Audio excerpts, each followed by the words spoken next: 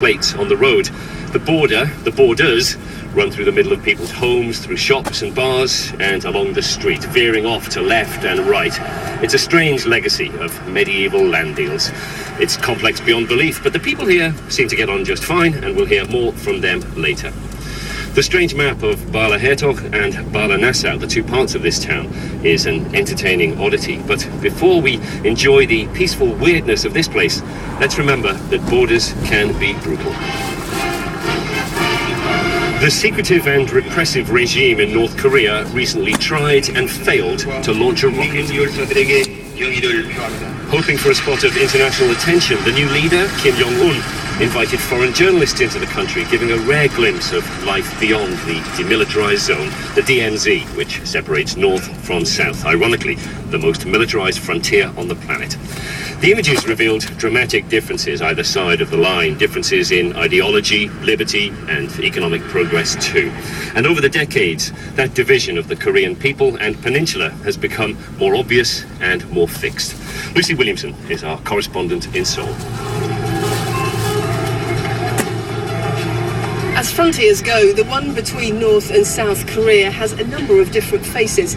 You've got the gun-toting soldiers, you've got the rows of coin-operated binoculars to see into the secretive North, and you've got this. This is a public altar for the divided families living here in South Korea. Every Lunar New Year and on other celebration days, they come here to bow and make offerings to their family in the North. But the division here is now 60 years old, and that's enough time for the battlefield to become a tourist site. The car park is full of tour buses, and you can even press a button near the entrance to hear mournful songs about the lost years of division. Mr. Kim is a driver with one of the tour companies here. He brings coachloads of tourists to the DMZ 3 or 4 times a day. I asked him how South Koreans feel about this being one of the country's top tourist sites. It's sad in a way. It would have been better if there could be other things that can attract the tourists. But the fact that this kind of division is the source of the tourism, it's quite a sad thing. I think amongst the older generation, the people who remember Korea before the divide, they feel the North is a country in which that we will have to eventually unify.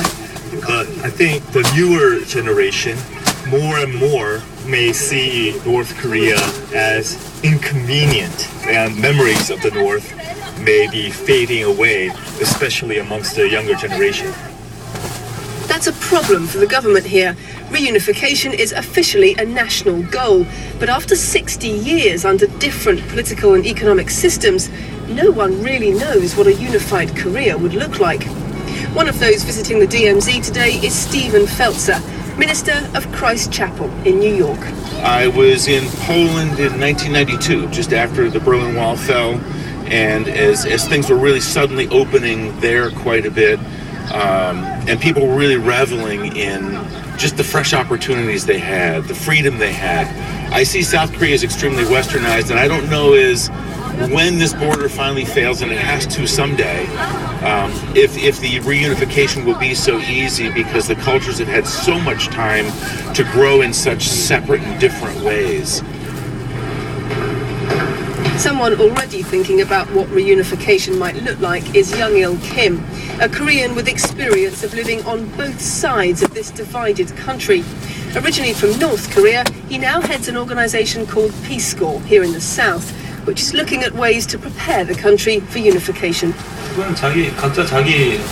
Different people can have different thoughts about reunification, but in terms of the details of what a reunified country will be like, I don't think people, especially in North Korea, have any specific vision in mind.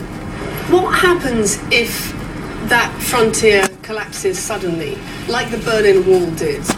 What would that look like? 급격하게 무너질 수밖에 없는 상황이죠. 왜냐면 It's almost inevitable that kind of sudden collapse will happen with North Korea because the situation in the north at the moment is so fragile. And I think we need to think about the fact that, for instance, will there be any resistance forces about what China could do? For instance, whether South Korea alone will be able to provide food and other needs of the North if that kind of sudden collapse to happen. 자국군을 파견한다든가 뭐 그런 부분이라든가. There's also the question of who would pay for it.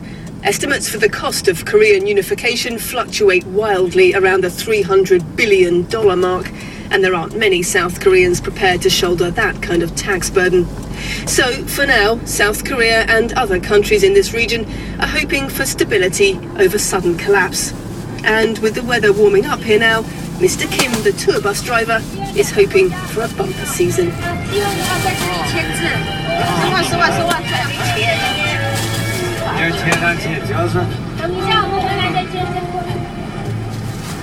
Lucy Williamson was the reporter there. If you'd like to get in touch, the email address is oneplanet@bbc.com, and we have a page on Facebook too. You'd be very welcome to join us there. Now,